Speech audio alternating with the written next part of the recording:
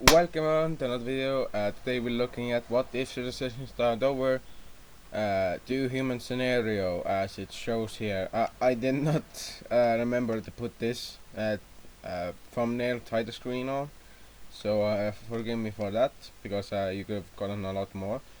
But since the last video, I put a lot of effort into updating the map a bit, in the sense that I have updated the stability layer, so we have more stability shown, and it's mostly in the Italian and Tunis areas, but I plan on making it go all the way over to Portugal, then go all the way to Mesopotamia, and then might even put it anywhere else I can, maybe even Arabia. But I have also added a few other things, like economic alliances. They might happen, but I'm not sure. Naval sizes are basically what determines a naval war. If you have less ships, let's say you are this guy over here, and you have less ships than Anatolia here, you will not be able to defend your shores, and you will be, well, taken over. Now, what is all of these back numbers? This main number over here, this one, this here is the amount that they have currently deployed or have in service. I added plus 21 because they are currently putting 21 into service, and they also can make another 32. Similar to Egypt, who has the similar amount, but they cannot make the same amount, so yep. Then we have Arabia, who's a lot navally stronger. Sometimes miracles can happen in naval warfare, so some of these battles in the seas might go kind of well. Also, I found out this area here, the Sicilian Sea. Yippee! Also, the most ships one can make currently is Carthage, because they can make a whopping 121 ships, meaning if they did make them all right now, they could make around 193 ships in service, but that's not what they can currently support. Yes, they are massive, but that massivity needs to also be including a lot of people, a lot of resources that go to the people, and all that.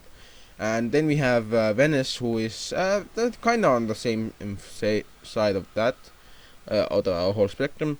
They have a whopping 58 that they can put into service, but when they fully put them all into service, they have like 117 ships.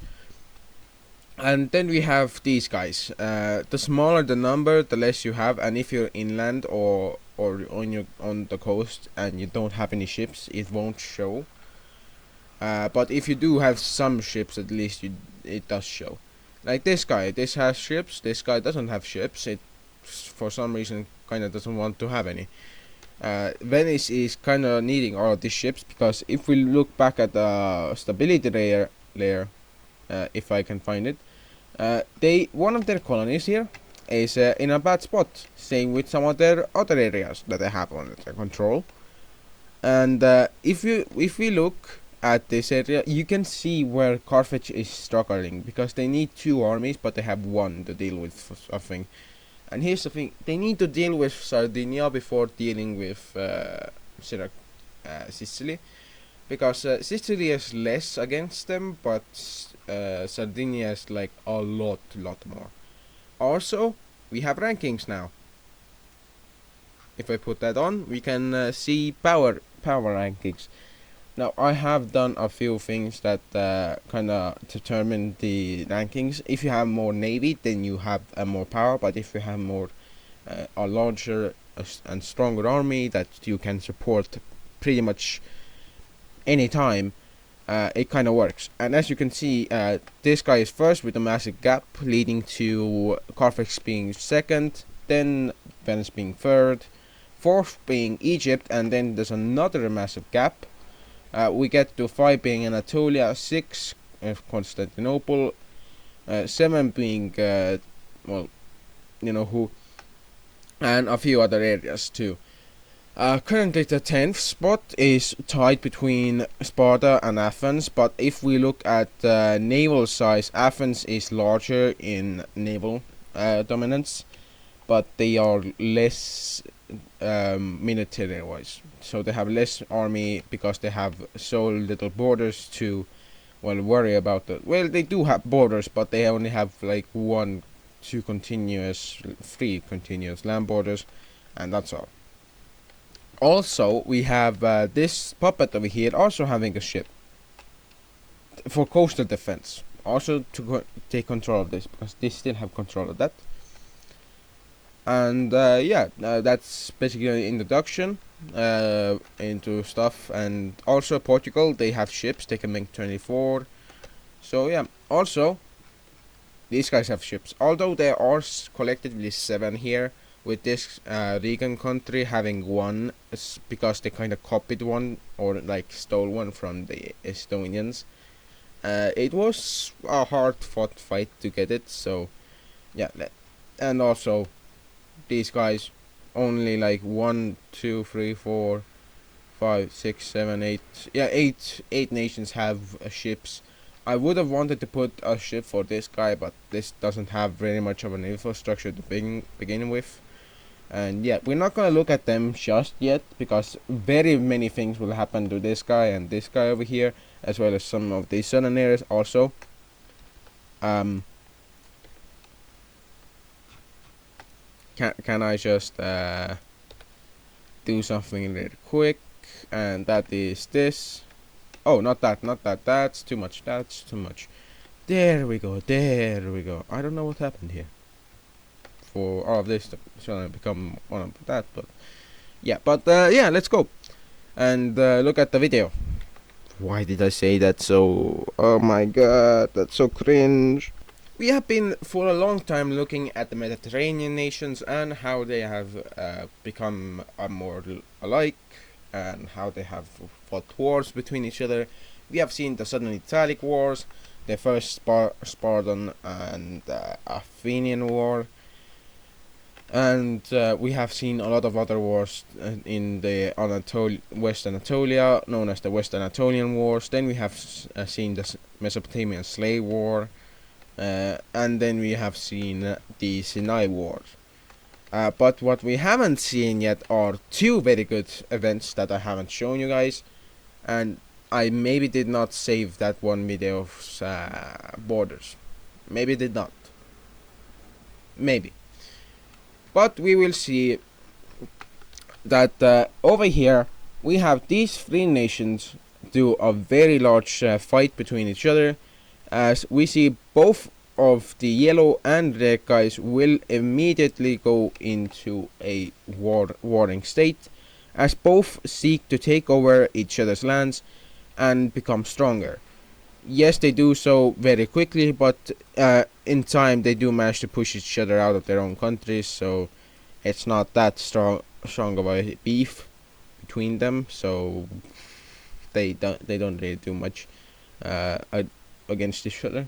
But eventually we see that the red guy manages to push a bit into what is these areas over here, and then it manages to push even more into these areas. And would you know what, the blue guy saw this and was like, yo, the bluish purple guy, and we see that this nation will send out its troops to take over the eastern and southern parts of the yellow country. And in the following siege, we see that red team and blue team forces will clash, and it will lead to a blue team victory in this region. Now, the red team isn't that fond of the loss, so they will do something called sacking your entire capital, and that won't go well with the blue guys, who will invade them and sack them. But the red team troops over here will be left alone for a bit until they are pushed out of the blue team capital. And eventually, in the Battle of Qatar, we see that the last of the red team have fallen, and the blue team and the Qatarian Empire has arrived.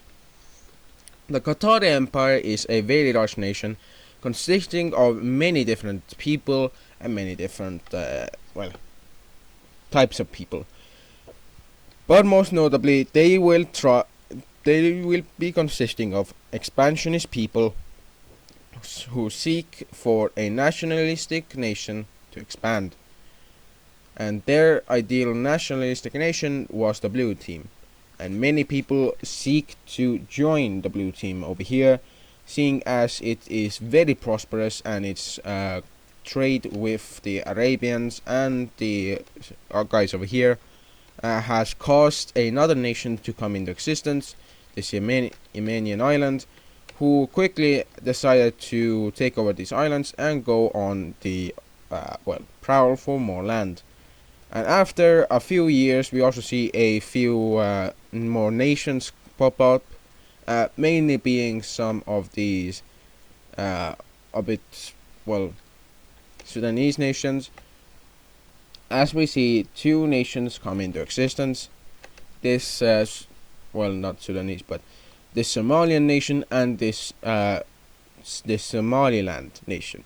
Now both nations are quite different in how they operate in their own respects, but quickly we see a very large difference between them, being that they don't very much like each other.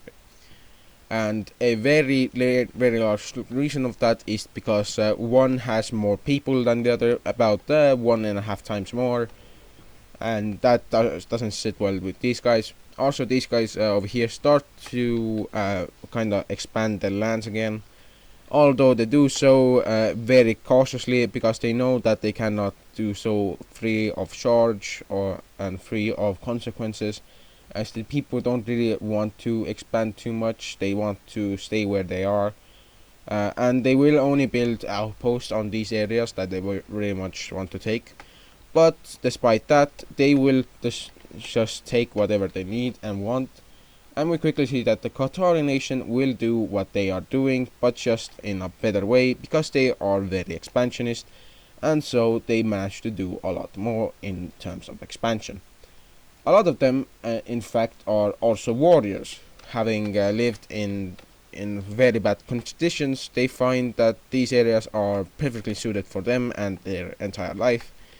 And very many of these people kind of just take over whatever lands they can, and eventually the Qatarian Empire manages to become the Qatarian Empire.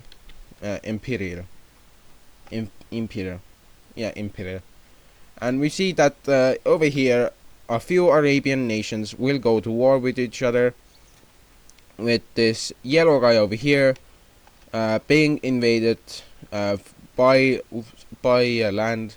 Even though they are very strong, they are unable to compete against this stronger nation, who, if we look at the rankings, should be on the rankings. If I am true to my word, it is not. But we see that the 1st and 11th ranks are over here, and they have many gaps between them, partly because of this guy, and another being because of another guy, that being these guys.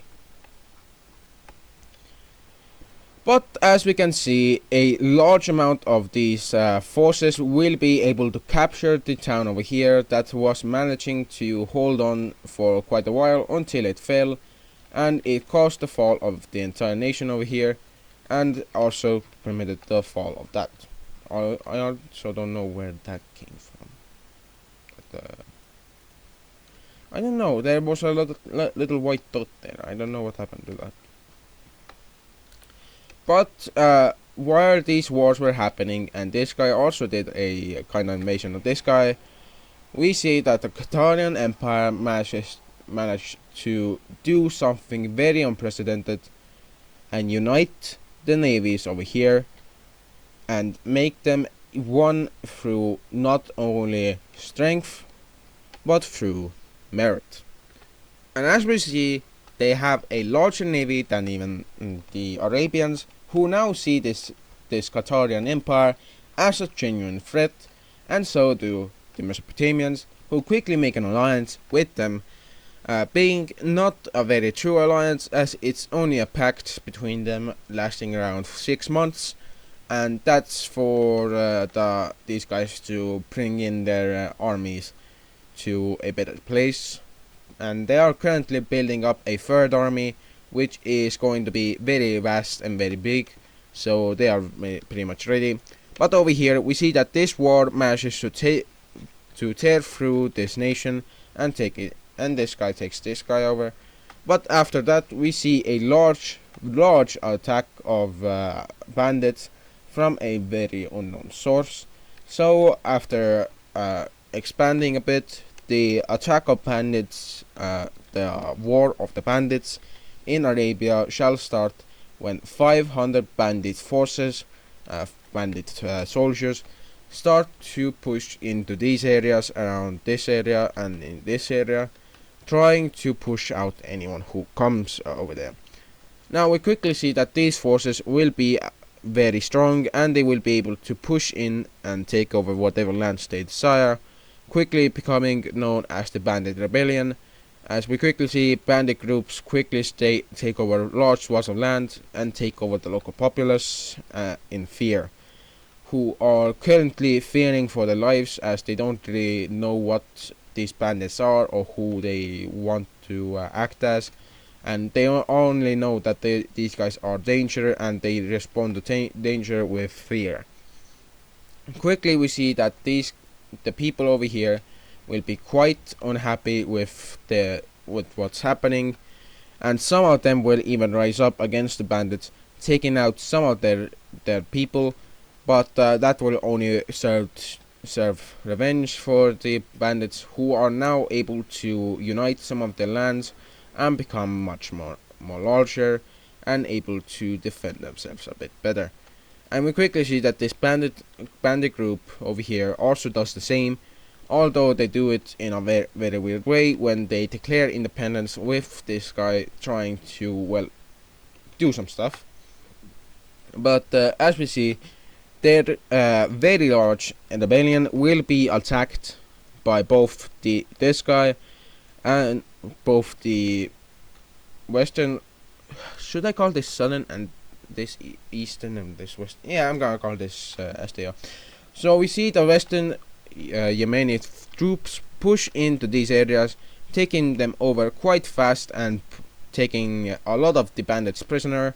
And quickly we see that the bandits will be used as slaves, and quickly they will be sent into slavery around these areas in, well, Africa, where we see that the African people will quickly hear of the war slaves and their stories about trying to make a nation, and it will spread through the people, causing them to have many sympathies for the enemy, who now seeks to make their own nation in Africa.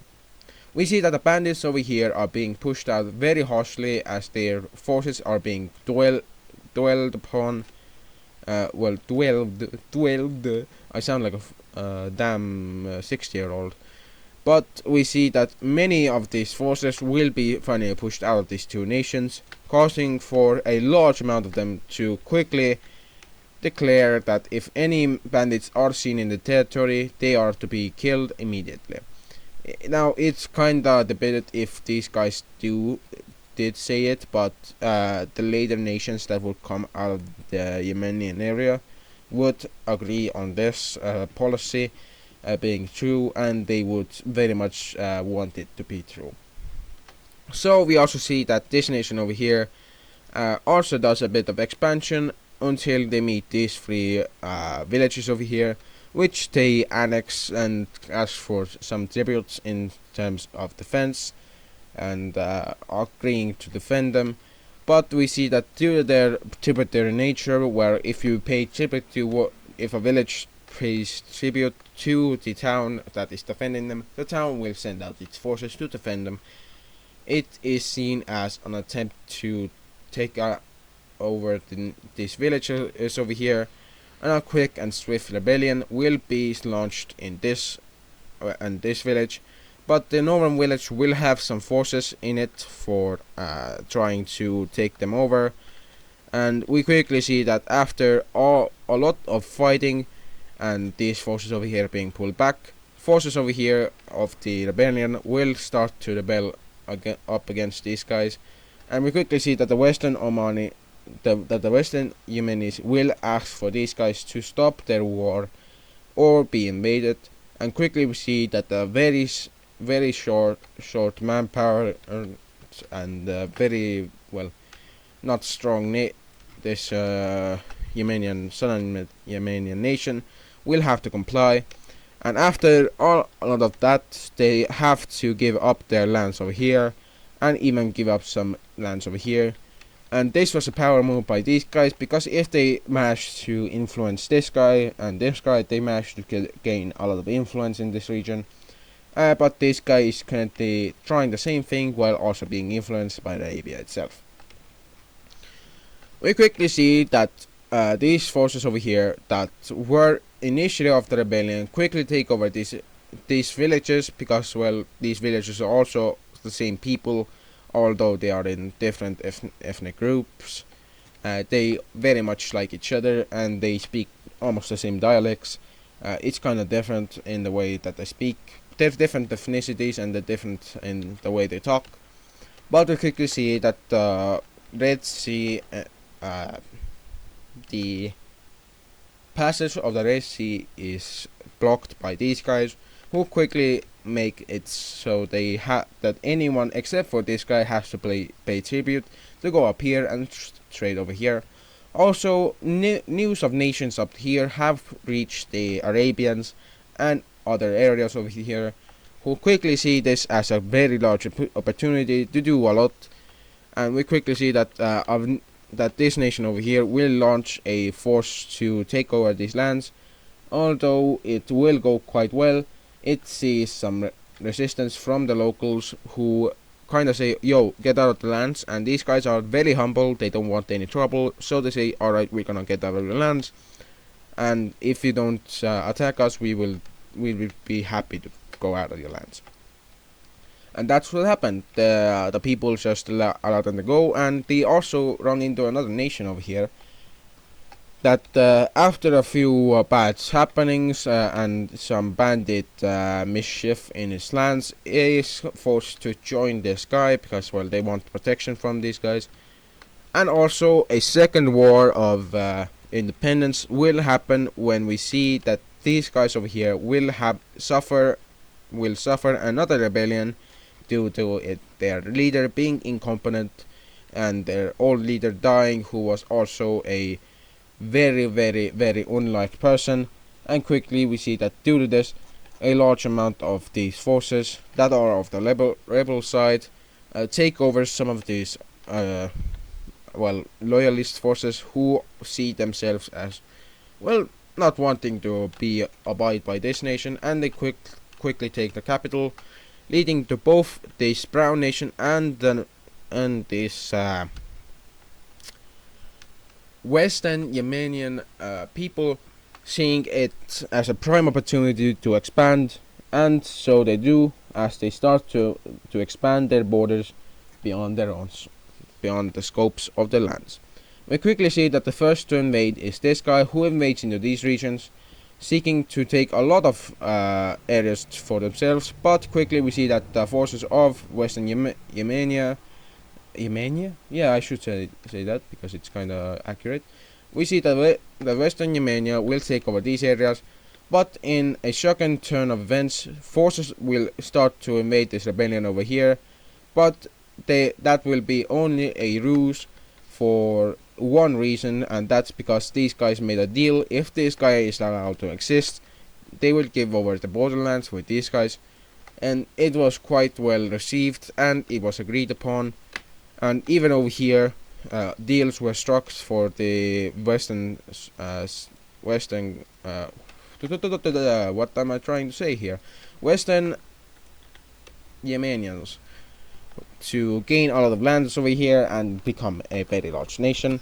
But after gaining a bit of land, these guys will go on a trip of expansion, where they will see a few of their people go on to make a few different nations over here, some of them being a bit less stronger than each other, But we see that these nations quickly become very well known throughout the trading community, as these guys start to trade with anyone and everyone they can, and they quickly bring prosperity to anyone who trades with them, and they don't have very much of a preference for whom they trade with. And we quickly see that these four guys will become very wealthy, and from that wealth they will start to expand their lands, quickly seeing a large amount of their people taking kind to this large amount of expansion. And even these smaller guys do some expansion, as we see that this island nation will send out its people to land over here and take over these areas. And this island people over here, who are also, these guys are also Arabian, so they are Arabic peoples who also feel like these guys, who like each other.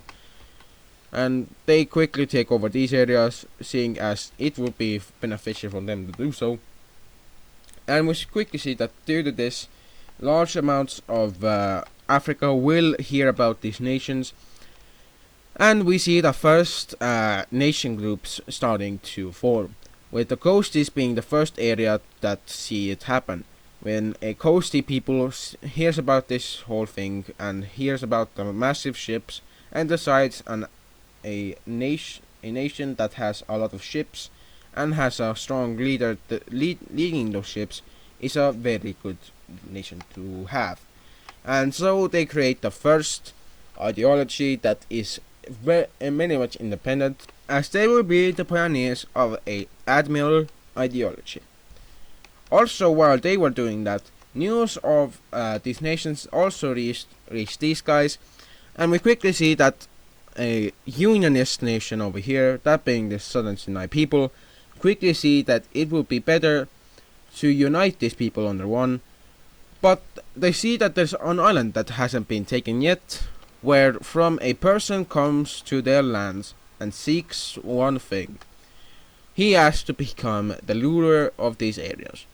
He is turned back until hundreds of people, seeing how their own leaders really much are incompetent and unwanting to change their own nation, take over and declare that he is now the regent of the nation. And we see the first regency being quickly turned into a Qatirik Empire, or a caliphate. Yeah, caliphate.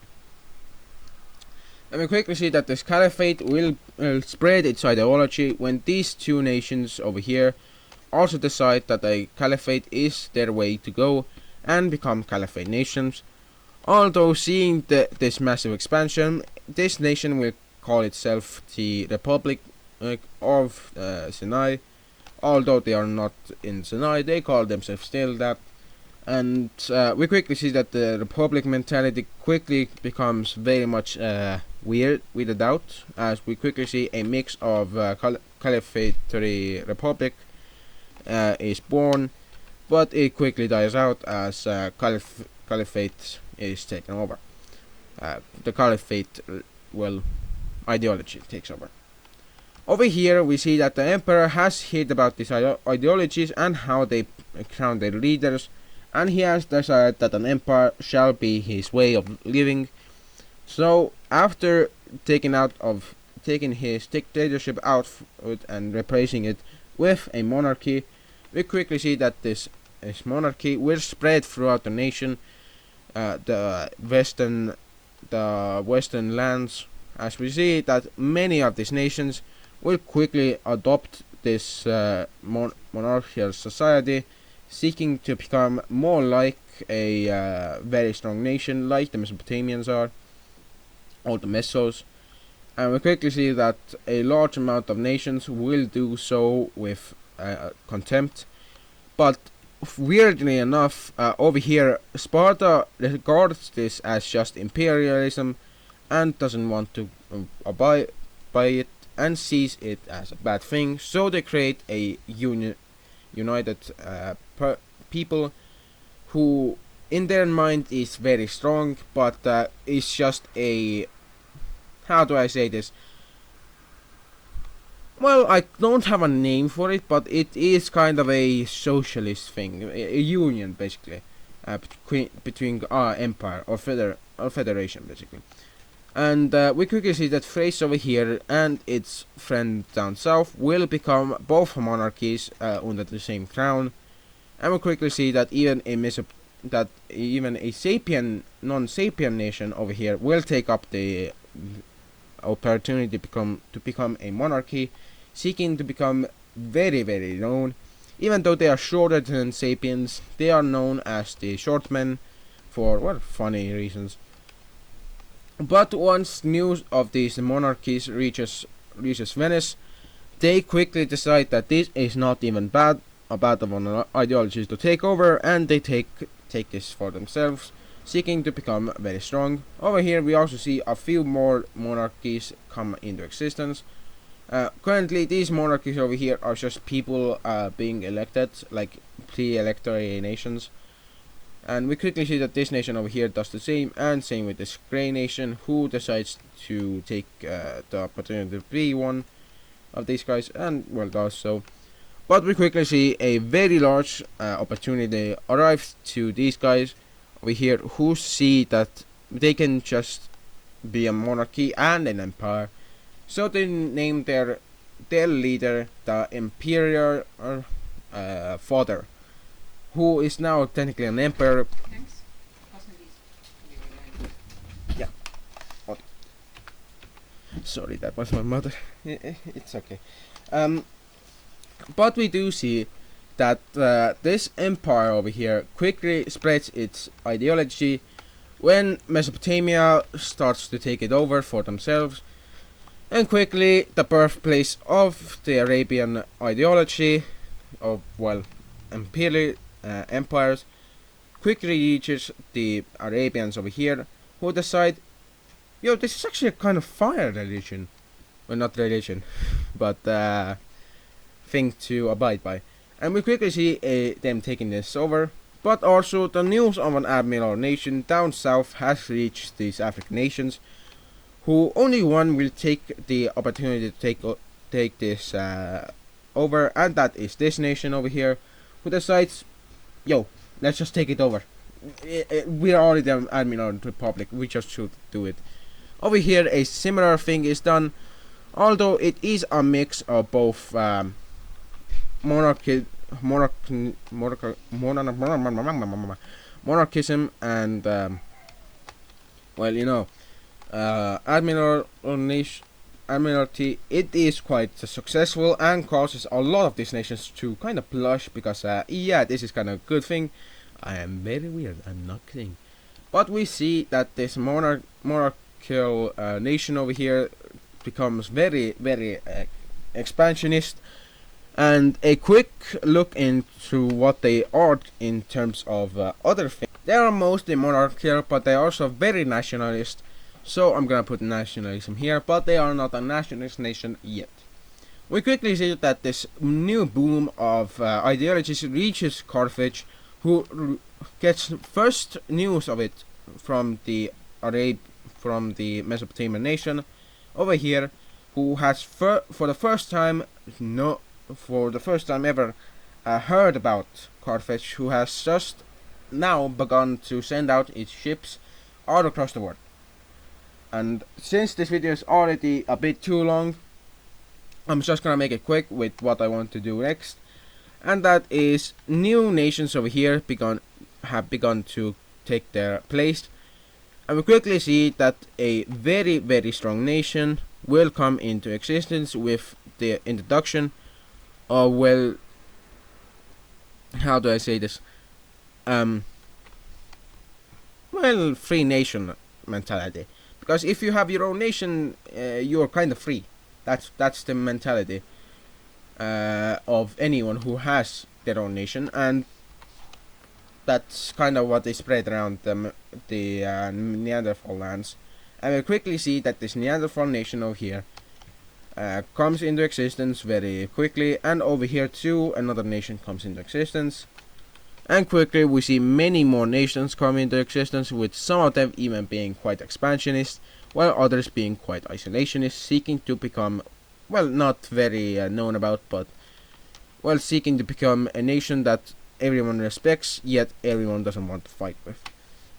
And we quickly see over here a quick mix of a nation and a few others will cause a large amount of stir, as this guy is just doing a three nations one ruler strategy, where he makes three nations and he kind of is the ruler of all three, but he quickly unites them under his own rule and declares that he is now the unifier of these lands.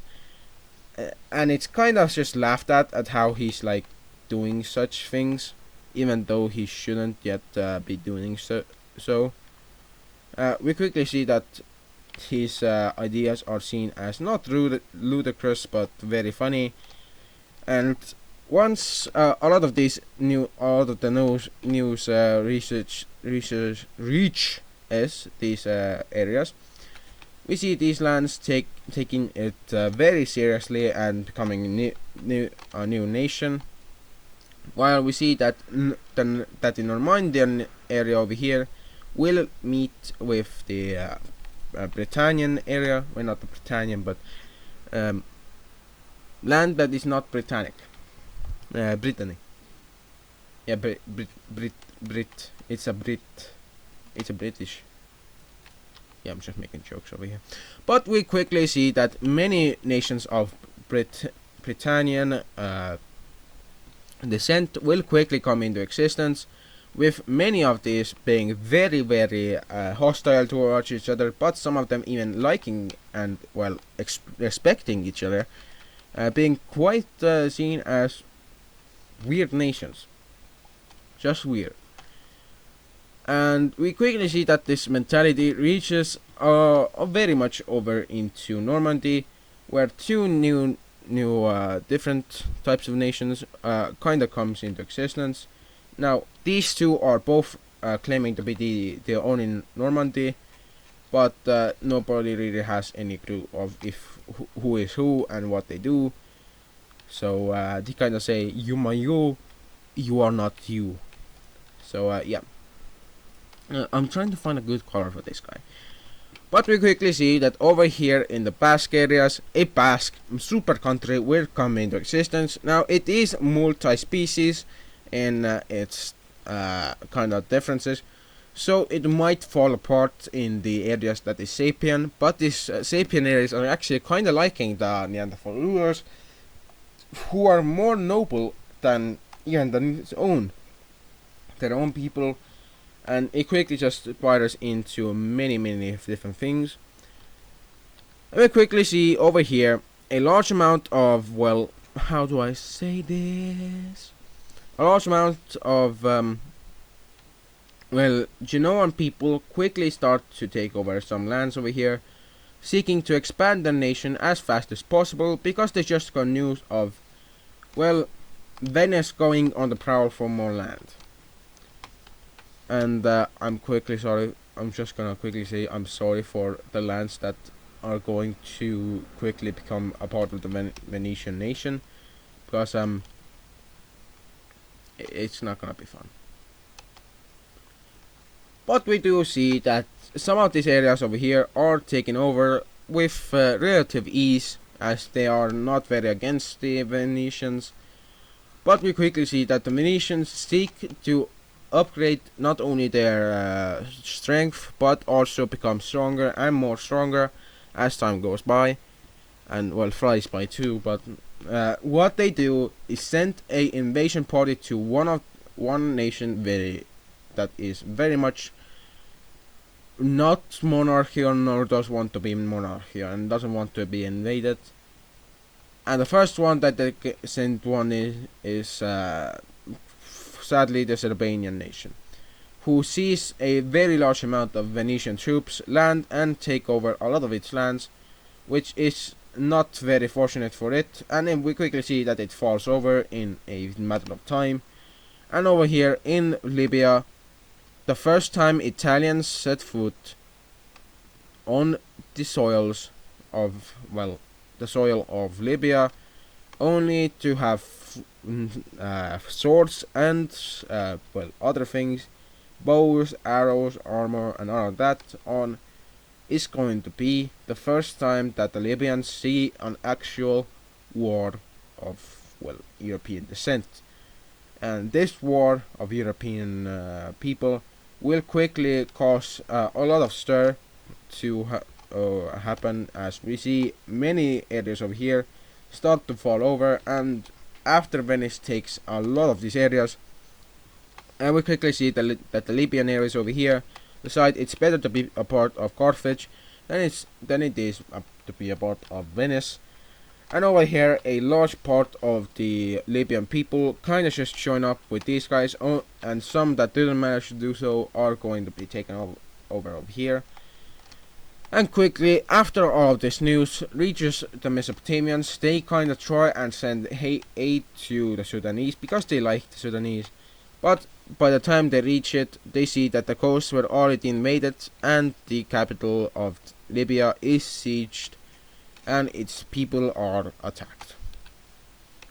Quickly we see that this area becomes a part of this Libyan nation becomes a part of Venice, who quickly also demands some interior lands from this nation, who is like, yo, this is not cool. Please don't do the same to us.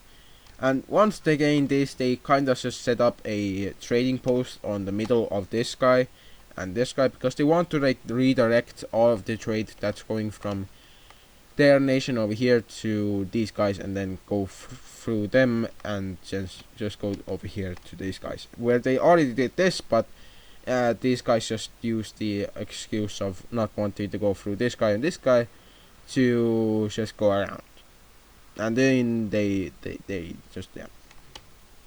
But over here we see a large amount of well, how do I say this?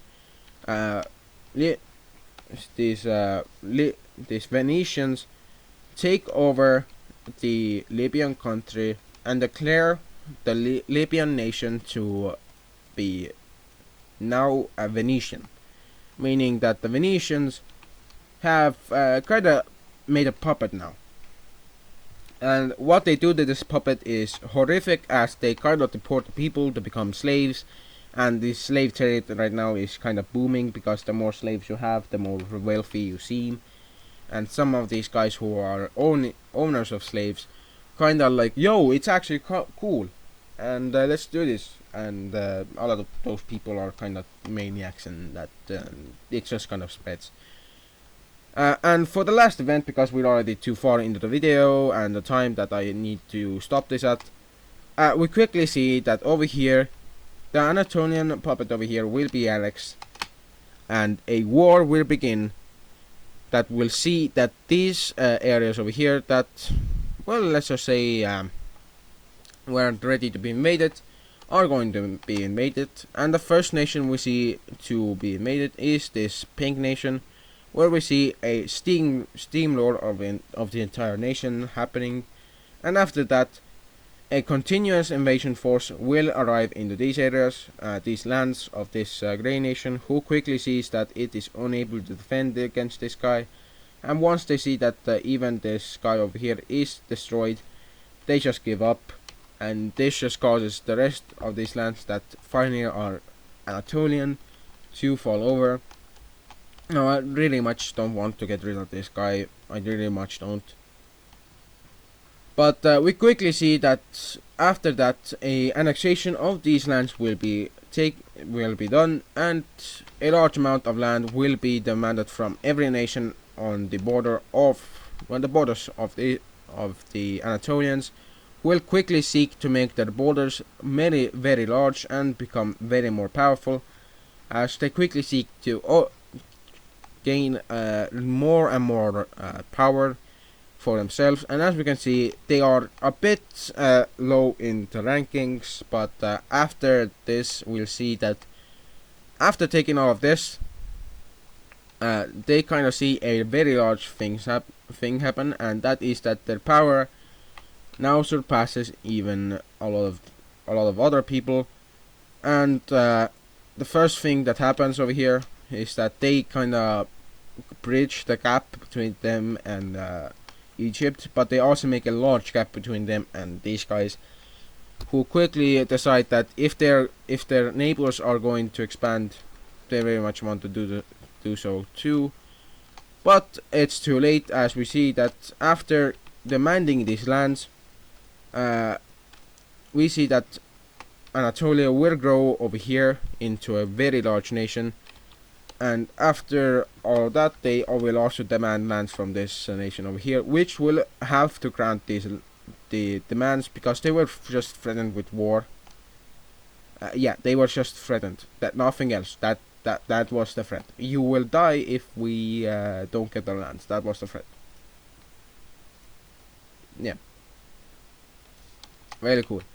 But after all of this, we see that the Anatolians managed to make a very large nation for themselves, and they quickly becomes known as the violent invaders by these guys, who quickly decide that, yo, if they're gonna do so, let's do so too, and these three choose a target, that being the one in the middle, and this guy, this poor little guy, is forced into war, seeing that it has no other possibility to do anything. And well, I'm just gonna show you the quick aftermath of all of this, and they get obliterated.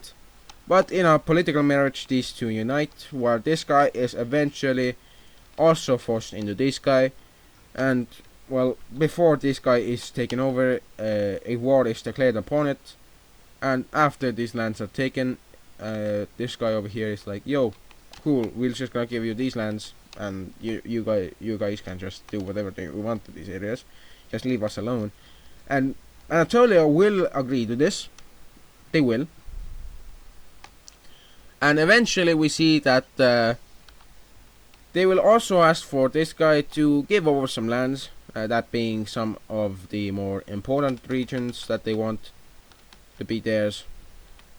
As we can see, this is the Turkic areas that they really much want, and they will send out a plea to take about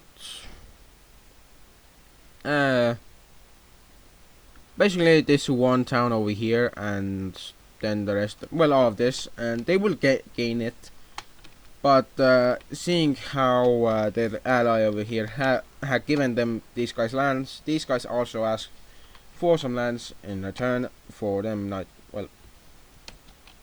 giving them a bit more stuff, and the promise actually is fulfilled, and we quickly see that this buffer nation, which buffs these two apart from each other, is kind of used as, well, buffer, but as a buffer nation, but also is used for talks between these two guys, who quickly see that if they two work together, they can maybe go and maybe even surpass this guy from this guy having these guys having the only cities, these two. And quickly, after a long time of recording, because I want to get rid of my own goddamn idea to record for so damn long, we see that Anatolia will make two cities for itself, one being all the way over here, and the other being all the way over, well, I don't know where to put it, well, over here. And we see that through these two nations working together has caused a lot of these areas to kind of boom in population. We see people over here have started to feel the effects of prosperity, and another city has been made for these guys, and even a city over here has been made, although it is over here and hasn't really done much. We see that its influence over here has caused another few cities to come along, with even this area gaining another city which is very much near the capital. And we see that I could make this another city, but two cities right next to each other is kind of anticlimactic and not very true. But we see that after this area also becomes a